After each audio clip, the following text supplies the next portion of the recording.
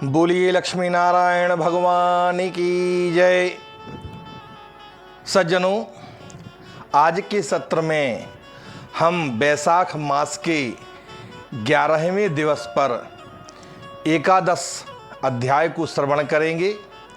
इसके पूर्व अगर आप हमारे चैनल पर नए हैं तो कृपया वीडियो को लाइक करें, चैनल को सब्सक्राइब करें और बेल आइकन दबाना ना भूलें, ताकि हमारे आगे आने वाले सभी सत्र आप तक समय से पहुंच सकें। ताकि हमारे आगे आने वाले सभी सत्र आप तक समय से पहुंच सकें। कथा प्रारंभ करते हैं। बोलिए गजानंद भगवान की जय। मैथिल ने कहा, जबकि बैसाख मास के धर्म सुलभ हैं, पुण्य पुंजों को देने वाले हैं, तुरंत भगवान विष्णु को प्रसन्न करने वाले हैं तथा समस्त पुरुषार्थ के हेतु प्रदाता हैं, श्रुतियों में कहे हुए हैं और नित्य हैं, जगत में फिर भी वे प्रसिद्ध क्यों नहीं हैं। लोक में तो बहुतेरे राजस तथा तामस धर्म प्रसिद्ध हैं, जिनका कि संगठन करना अत्यंत कठिन है, क्योंकि वे बहुत द्रव्य एवं बहुत प्रयास से साध्य हैं। कुछ लोग माघ मास की प्रशंसा भी करते हैं तथा दूसरे लोग चातुर्मासों के गुणों को गाते हैं। वहां बहुत से लोग व्यतीत धर्म को भी अत्यधिक बताते हैं। इसका विचार विस्तार पूर्वक मुझसे कहिए, क्योंकि मेरी सुनने की बड़ी उत्कंठा है। तब श्रुतदेव ब्राह्मण ने कहा कि हे राजन, ये क्यों विख्यात नहीं हुए और दूसरे धर्मों की ख्याति जगत में क्यों हुई, इसको मैं तुमसे कहूंगा। कहते हैं, सुनो। राजस एवं तामस प्रकृति वाले बहुतेरे कामुक पुरुष इस जगत में रहते हैं। वे इस लोक में भोगों, पुत्र, पौत्र एवं अन्य संपत्तियों की ही कामना करते हैं। कदाचित किसी प्रकार कहीं कोई एक मनुष्य बड़ी कठिनता से स्वर्ग तक के लिए यत्न करता है, इसीलिए वह यज्ञ दान आदि उत्तम क्रियाओं को बड़े प्रयत्न के साथ करता है, किंतु मोक्ष की उपासना तो आदमी करता ही नहीं है। अत्यधिक कार्यों में व्यस्त क्षुद्र कामनाओं वाला मानव काम्य धर्मों को ही उपासना समझता है और इनकी ही उपासना करता है। इसी कारण राजस तथा तामस धर्म इस पृथ्वी पर प्रसिद्ध हैं और प्रभु को प्रसन्न करने वाले ये सात्विक धर्म प्रसिद्ध नहीं हैं। ये सात्विक धर्म निष्काम हुआ करते हैं, किंतु इस लोक में और परलोक में सभी कामनाओं को प्रदान करने वाले होते हैं। भगवान की माया से मोहित जो मूर्ख जन हैं, इन धर्मों को नहीं जानते हैं। इस पृथ्वी पर अत्यंत गुप्त जो बैसाख मास के धर्म हैं, उन्हें सात्विक मनुष्य अपनाते हैं। उन्हें कहता हूं, ध्यानपूर्वक सुनो। पूर्व काल में इक्ष्वाकु वंश का भूषण राजा नृग का पुत्र कीर्तिमान नाम से प्रसिद्ध महायशस्वी सार्वभौम राजा हुआ। वह जितेंद्रिय, इंद्रियों को वश में करने वाला, क्रोध को जीतने वाला, ब्राह्मणों का भक्त तथा राजाओं में श्रेष्ठ राजा हुआ। वह एक समय शिकार खेलता हुआ वशिष्ठ के आश्रम के पास में आया। मार्ग में जाते हुए उसने घाम से तपते हुए बैसाख मास में महात्मा वशिष्ठ के शिष्यों के द्वारा अत्यधिक एवं बारंबार किए जाते हुए प्रयत्नों को देखा।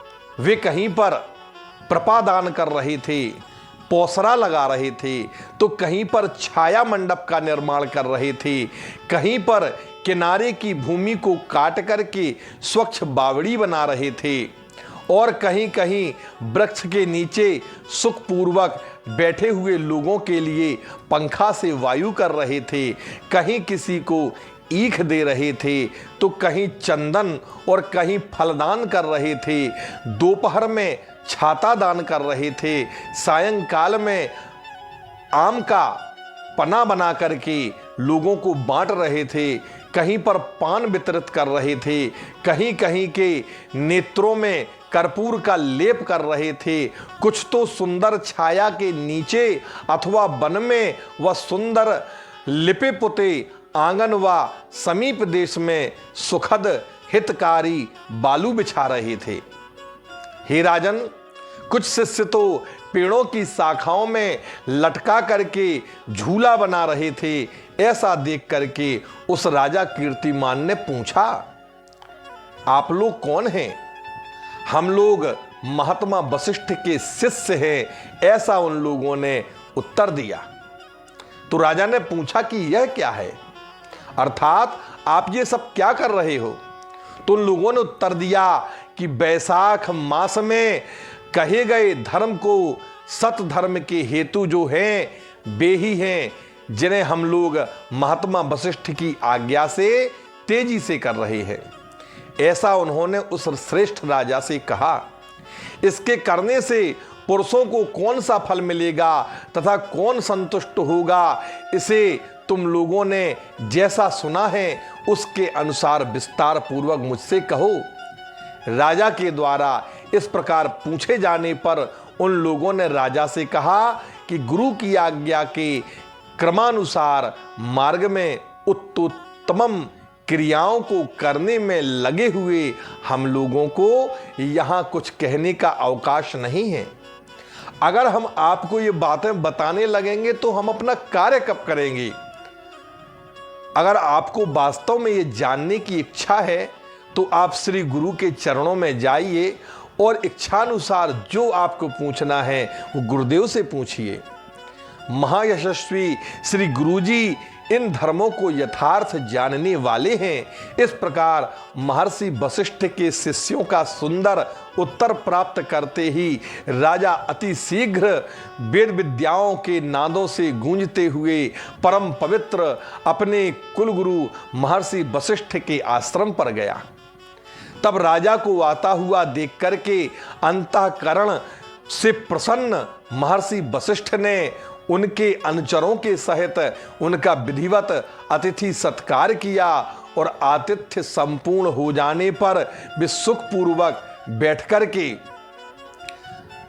अपने गुरु के समीप उस राजा ने पूछा कि हे प्रभु, मैंने आपके शिष्यों के द्वारा किया जाता हुआ बड़ा आश्चर्यमय परम पवित्र तथा कल्याणकारी कार्य देखा है। मैंने उन लोगों से पूछा किंतु उन्होंने कुछ नहीं कहा। उन लोगों ने कहा कि इस धर्म की प्रशंसा बताने के लिए हम लोगों के पास समय नहीं है। अगर आप जानना चाहते हो तो गुरुदेव की शरण में जाइए। उनके यह कहने पर मैं आपके पास में आया हूँ।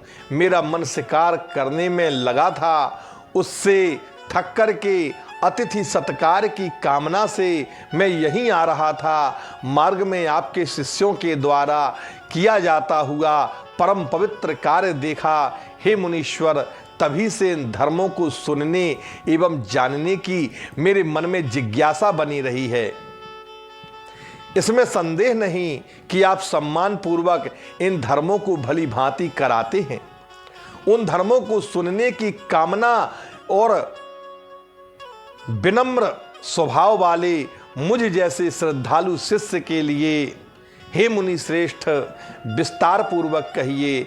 इस प्रकार इक्ष्वाकु वंशीय राजा द्वारा भली भांति पूछे जाने पर महायशस्वी मुनि वशिष्ठ अंतःकरण से परम संतुष्ट हो गए और कहते हैं कि हे राजन, तुम्हारी शिक्षिता बुद्धि आज ठीक ठीक उचित प्रश्न की ओर लगी है, क्योंकि भगवान विष्णु की कथा में तथा उनके धर्मों के करने में तुम्हारी बुद्धि लग गई है। यह तुम्हारे किए हुए पूर्व जन्म के सत्कर्मों का फल है। इस प्रकार उस राजा रूपी शिष्य से कह करके परम प्रसन्नता में आकर के पुनः कहने लगे कि हे राजन, तुमने मुझसे इस समय जो पूछा है उसे सुनो। इसके सुनने मात्र से ही मनुष्य सभी पापों से छूट जाता है। सभी धर्मों को छोड़ करके जो विषय वासनाओं में अलग रह करके बैसाख मास में स्नान में लगा रहता है, वह भगवान मधुसूदन का प्रिय पुरुष है, जिसने अन्य सभी धर्म किए हैं किंतु बैसाख के धर्म का स्नान, दान, पूजन आदि पवित्र कर्मों के द्वारा आदर नहीं किया, भगवान उससे दूर रहते हैं। और जिनके द्वारा बिना स्नान दान किए ही बैसाख मास बीत जाता है, वह तो कर्म से चांडाल समझना चाहिए। इसमें विचार करने की आवश्यकता नहीं है। बैसाख मास में कहे गए महाधर्मों के द्वारा जिसने भगवान विष्णु की आराधना की है, उससे तो समस्त पाप समूहों का नाश करने वाले जगत के स्वामी भगवान विष्णु परम संतुष्ट होते हैं। उनकी इच्छित कामनाओं को भली भांति परिपूर्ण करते हैं। जगन्नियंता प्रभु सूक्ष्म धर्मों से प्रसन्न होते हैं, न कि बहुत प्रयास से व बहुत धन से। भक्ति द्वारा भली भांति पूर्वक पूजे गए प्रभु इच्छित कामनाओं को पूरा करने वाले कहे गए हैं। इसीलिए हे राजन, मधु नामक राक्षस के बैरी हंता भगवान मध्वरी, इनकी सदा हमें भक्ति करनी चाहिए। केवल जल मात्र से भी पूजित जगत के स्वामी विष्णु भगवान सभी क्लेशों कष्टों को दूर करते हैं और उनके वैसे ही संतुष्ट होते हैं जैसे कोई प्यासा व्यक्ति पानी पी करके संतुष्ट हो जाता है। बड़े बड़े कर्म भी थोड़े फल देने वाले तथा थोड़े भी अधिक फल देने वाले होते हैं। कर्म अत्यधिक फल देने वाला होगा, इसमें अधिक व कम कर्म कारण नहीं होता है, किंतु कर्मों का स्वरूप कारण होता है, क्योंकि कर्म की गति बड़ी गहरी है, गंभीर है। बैसाख मास में कहे गए धर्म थोड़े भी परिश्रम से अगर किए जा सकते हैं तो वे बहुत व्यय वाले नहीं, अर्थात थोड़े व्यय से होने वाले हैं, परम पवित्र कल्याणकारी हैं, भगवान विष्णु को प्रसन्न करने वाले हैं। इसीलिए हे राजन, तुम भी बैसाख में कहे गए धर्मों को ठीक ठीक प्रकार से करो। तुम अपने राष्ट्र के सभी प्राणियों से इन कल्याणकारी धर्मों को कराओ। हे राजन, और जो नीच मनुष्य बहुत बार सिखलाए जाने पर भी इस बैसाख मास में कहे गए धर्मों को नहीं करता है, वह तुम्हारे द्वारा दंड का भागी होगा। ऐसा कुछ उपाय करो। इस प्रकार उसकी आवश्यकता को शास्त्रोक्त रीति से उसे भली भांति समझा करके फिर पीछे बैसाख के मास के उक्त धर्मों को सभी प्रकार से देवर्षि वशिष्ठ ने समझाया। बैसाख मास के उन सभी धर्मों को सुनकर के भक्ति पूर्वक गुरु की पूजा करके वह राजा अपने घर को आता है। सभी धर्मों को उसने जो बैसाख में बताए गए थे उनको सुखपूर्वक किया। मैथिल कहते हैं कि महाराज उसने इस धर्म को कैसे निभाया। तब सुदेव ब्राह्मण ने कहा कि हे राजन, वह पृथ्वीपति देवों के देव निरंजन भगवान विष्णु की भक्ति करने लगा। उसने पद्मनाभ भगवान विष्णु से भिन्न कुछ नहीं देखा। उसने हाथी पर नगाड़ा रखवाकर बंदी जन के द्वारा अपने राज्य में यह घोषणा करवा दी कि 8 वर्ष से अधिक और 80 वर्ष जब तक पूरा नहीं होता है, इस अवधि का जो मनुष्य है वो मेषगत सूर्य अर्थात बैसाख मास में यदि स्नान नहीं करेगा तो मेरे द्वारा दंड का भागी होगा, अर्थात मारा जाएगा अथवा बांधा जाएगा अथवा उसको देश निकाला दिया जाएगा। इसमें तनिक भी संदेह नहीं है। पिता हो या पुत्र, स्त्री हो, सुहृद, कोई भी क्यों ना हो, यदि बैसाख मास में कहे गए धर्मों से रहते हैं तो मेरे द्वारा चोरों की भांति पकड़ा जाएगा। हे निष्पाप जनों, आप लोग प्रातः काल पवित्र जल में स्नान करके अपने प्रमुख ब्राह्मणों को दान पुण्य आदि करो। प्रपादान आदि धर्मों को अपनी भक्ति के अनुसार करें, शक्ति के अनुसार करें तथा धर्मोपदेशक ब्राह्मणों को गांव गांव में बैठाएं। 5-5 गांव पर एक एक उसने अधिकारी बनाया। धर्म छोड़ देने वालों को दंड देने के लिए पूर्वाधिकारी तथा 10 घुड़सवार नियुक्त किए। उस सार्वभौम राजा के शासन से इस प्रकार घोषणा हो जाने पर सभी देशों में विस्तार पूर्वक धर्म वृक्ष बढ़ने लगा। उस राजा के देश में जो भी प्राणी मरते थे, हे राजन, प्रमादवश मरने वाले भी विष्णु लोक को पहुंच जाते थे। इसमें तनिक संदेह नहीं है। इसी जगत में मनुष्यों द्वारा भगवान विष्णु शीघ्रातिशीघ्र प्राप्त हो सकते हैं। मेषगत सूर्य अर्थात बैसाख मास में प्रातः काल जो व्यक्ति किसी बहाने से भी एक बार स्नान कर लेता है वह सभी पापों से सदा के लिए छुटकारा पाकर के भगवान विष्णु के परम पद को प्राप्त हो जाया करता है। एक बार भी धर्म पूर्वक बैसाख स्नान करने वाला मनुष्य यमलोक में नहीं जाता है। हे राजन, उस समय सूर्यवंशी राजा ने अपने कर्म के लेखों को मिटा दिया। उस समय चित्रगुप्त अपने कर्म के लेख से विश्राम पा गए। पहले पापों से उत्पन्न एवं लिखे हुए कर्म आदि फलों को उसने अपने और अपनी प्रजा समेत पूरा मिटा दिया। अपने अपने कर्मों में स्थित मनुष्यों के शीघ्र ही विष्णु धाम में जाने से पापी प्राणियों के न रहने के कारण नरक सूने हो गए। बैसाख मास के धर्मों को जानने के कारण उनको करने के प्रभाव से नरक जाने का मार्ग बंद हो गया। सभी प्राणी विमल स्वरूप से भगवान विष्णु के परम पद को प्राप्त होने लगे।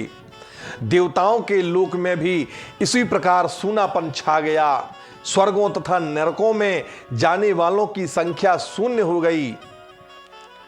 एक बार नारद मुनि धर्मराज यमराज के पास जाकर के कहते हैं, राजन, जिस प्रकार पहले मैंने देखा व सुना वैसा क्रंदन अब इस नरक में सुनाई नहीं देता है।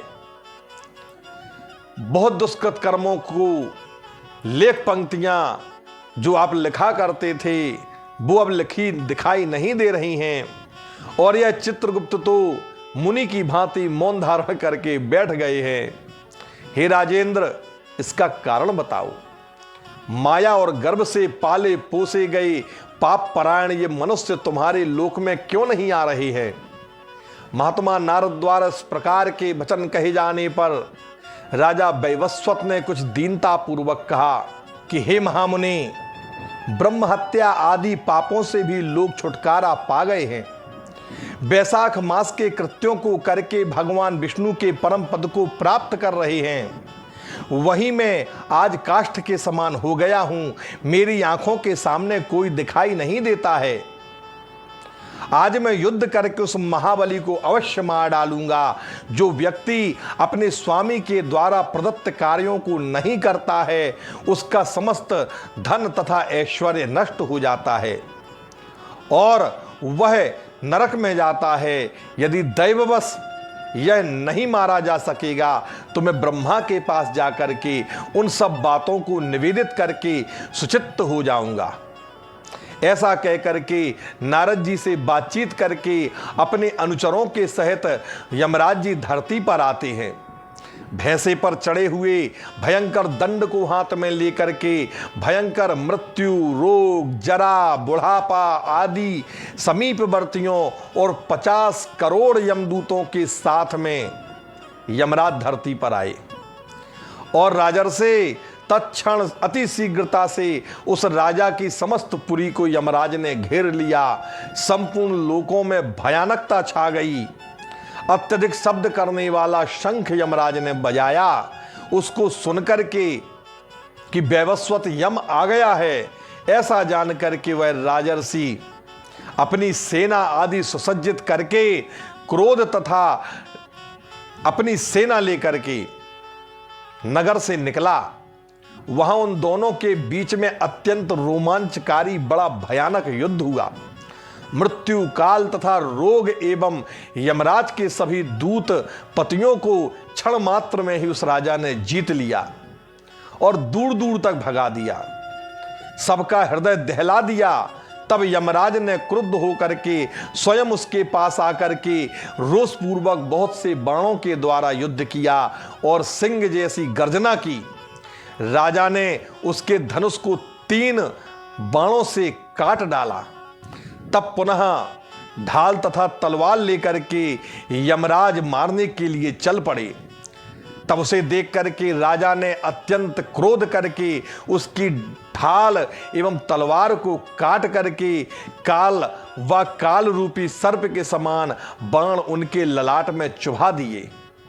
उस चोट को खा करके यमराज ने क्रोध करके दंड उठाया और ब्रह्मास्त्र से अभिमंत्रित करके उस दंड को जैसे ही राजा के ऊपर छोड़ा, उस समय देखने वाले लोगों के हृदय में हाहाकार मच गया। तब भगवान विष्णु ने अपने भक्त की रक्षा के लिए एक अरि नाम का चक्र बैकुंठ लोक से फेंका। प्रभु के द्वारा भेजा गया हुआ चक्र तुरंत उस संग्राम भूमि में आया और यमदंड से युद्ध करके तथा ब्रह्मास्त्र को हटा करके 1000 किनारों वाले उस महा अद्भुत चक्र ने अब यमराज को मारना प्रारंभ कर दिया। उसके बाद वह देवभक्त भयभीत होकर के तुरंत चक्र की स्तुति करने लगा कि हे सहस्रसार, तुम्हें नमस्कार है, तुम भगवान विष्णु के कर कमलों में निवास करने वाले हो। समस्त लोकों की रक्षा के लिए पूर्व काल में भगवान विष्णु के द्वारा ही तुमको धारण किया गया था। तुम भगवान के हाथ में रहने वाले आभूषण हो।